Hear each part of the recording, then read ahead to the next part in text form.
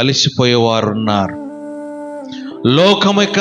లోకం యొక్క ఆశలపై వెళ్ళిపోతున్నారు.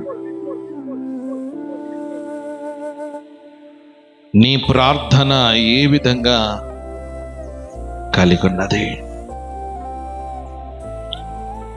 ఏలియా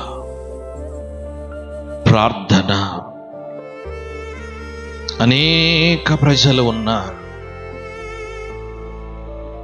ఆ ప్రజల ఎదుట బహిరంగ నిలబడి ఇదిగో ప్రార్థన చేస్తున్నారు. దేవా, అబ్రహాము, ఇసాకు, యాకోబుల దేవా, ఈ జనాల యొక్క హృదయము నీ వైపున తిప్పుట కొరకే అని ప్రార్థన చేస్తున్నాడు. ఆయన